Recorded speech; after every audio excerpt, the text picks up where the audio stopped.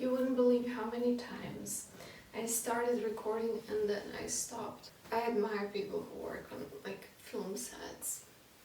Hi.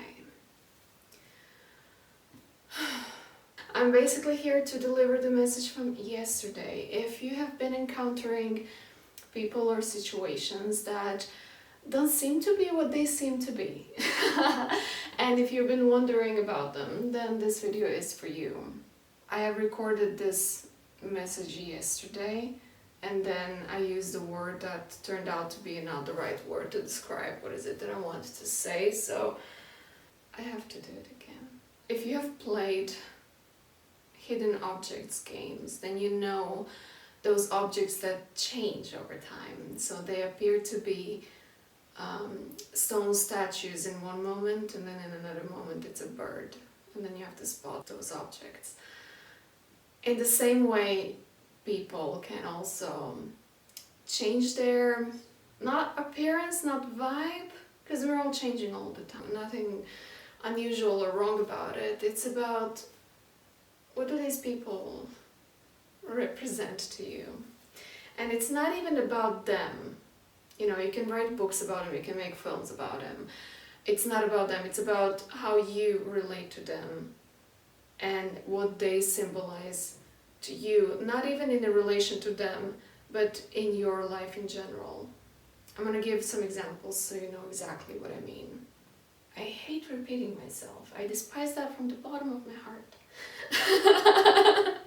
I might show you how exactly did I come to this deck yesterday. I literally have another deck that I'm not using right now, but there is one card speaking from that deck, and it's All That Glitters. I'm gonna find it. I took one back, but then there's another deck that speaks to me. What is it called? That one.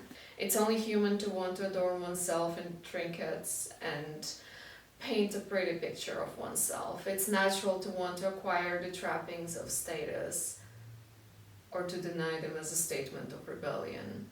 But if it sparks, is it better? Whether it's a fast car, big house, or a title or position, the stamp of authority, or the sparkling of diamonds, these icons let you know something about a person, place, or thing. Or do they? So, the word that I used in the previous message, in the previous video, and it turned out not to be the correct word, is the word translucent. And the word that I actually needed was transfigurative, or transmuting, or transforming, or mutable, or metamorphizing,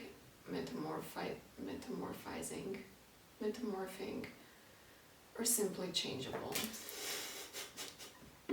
Just like the card changes state from being in my hand to being on the floor. Okay, so one example, one situation is, let's say you have to go to work, and at work you have this boss that sucks the life out of you. But outside of work you have a beautiful life. You have a house on a lake, you have flowers blooming everywhere, you have beautiful friends, and so you organize a dinner for all your friends, and you want to celebrate life. But then somebody of your friends brings their friend, and their friends seem to have a similar vibe to your boss's vibe. And while organizing the party, you might be thinking, wow, everything is so beautiful and everything runs so smoothly. Everything would be even perfect if only you wouldn't be thinking about that boss you have to meet tomorrow. And then you meet this person, this friend of a friend that comes to your party, and you even think, wow, everything would be so perfect if only this person wouldn't be here, because you don't like them. You don't like their vibe. Their aura is full of knives, which means that that person has no capacity to see what's going on around them. They have no curiosity for anybody or anything. They have no conversational skills to have a meaningful, respectful, polite conversation. If they talk, they only talk about themselves, and if they talk about anybody else, then they throw knives at everybody. They don't do that because they're mean. They don't do that because they really enjoy hurting other people. They do that because life taught them that in order to feel safe being among others, they have to attack. They have to throw knives. They see life as dangerous field and everybody is a threat to them. And so they throw knives at you. And you're like, ouch. And you look at yourself and you see what you're made of. And you see that actually those knives, yeah, they're uncomfortable, but they don't hurt you. Because you've grown, you matured, you strengthen yourself. You see what you're made of. You're not easily cut. Especially not by knives that come from a space where that person comes from energetically. These are not sharp, well-calculated knives. These are survival mechanism knives. And they're not here to harm you. And suddenly, despite seeing that person first and foremost as something that you don't like, something that you wish they're not here, something that you wish that they can just, be different somehow, suddenly you have compassion for them. Because you realize that you don't have to be hurt, you have a choice. Maybe 5 years ago, maybe a year ago, you would be hurt by this person. But now you very quickly realize that you don't have to be hurt. You can if you want to be a drama queen, you still have that choice, but you also have a choice of realizing that you don't have to. And you also don't have to avoid that person, and you don't have to be afraid of them. You don't have to be intimidated by them, and you don't have to be careful around them either. You can indeed sit next to them and eat cake with them. They provoke compassion out of you, and they change your viewpoint. They move you or you move yourself. They don't do anything. You move yourself from not liking what you see into being totally fine being next to that, because it shows you who you are. And then consequently, you also realize that person actually symbolizes your boss, because they kind of share the same energy. And now you realize that you don't have to be afraid of going to work. And you don't even have to leak your energy while you're at the party thinking about your boss tomorrow and how much you don't want to be there. So in a way, they show as negativity to provoke positivity and to transform the other areas of your life where you hold negativity. Another example is, let's say you go on a date and you find somebody on the app that looks just interesting. And as soon as you see them, you read their description, whatever, look at their picture, you get inspired to do things, to try out some things, maybe go somewhere.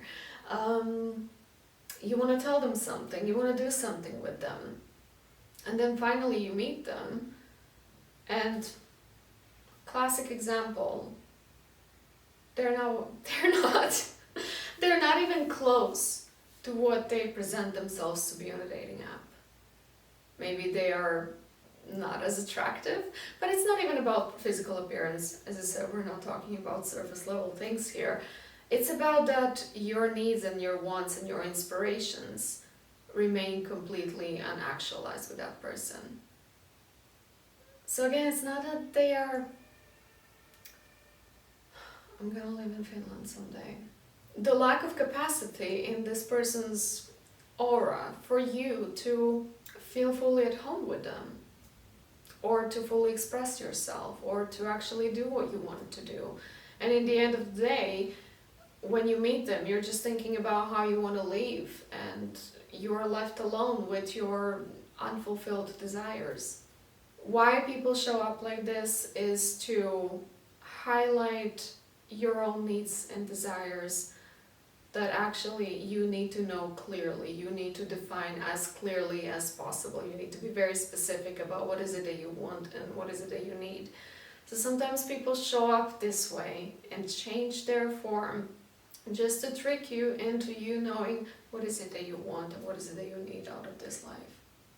Relationship message of all that glitters is, sometimes we try to become something we're not to impress others. We ambush the story a bit, adding some dramatic elements to make us more appealing. The real person becomes hidden behind the sparkle and shine.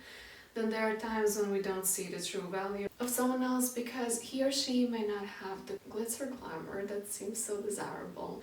Now is the time to look past the surface, beyond the mask, to the essence of a person. Who that person is, not what he or she has or can give you, is important. See beyond the glitter and look for the inner glow. Use the eyes in your heart. Let go of the artifice and let what is authentic shine. All the glitters may not be gold for you. Or, in my mother tongue, it would be "Ni zlato sve što sja." As I said, this is supposed to be yesterday's message, but it's today's. I also realized that sometimes I have way too many things in one video and then it's hard to put a title, so I might as well try to do it one by one. So that's it for now. I would highly appreciate if you subscribe to the channel, and if you want personal readings, or if you want energy paintings, or if you want multidimensionals on coffee, links are down below. Thank you for being here.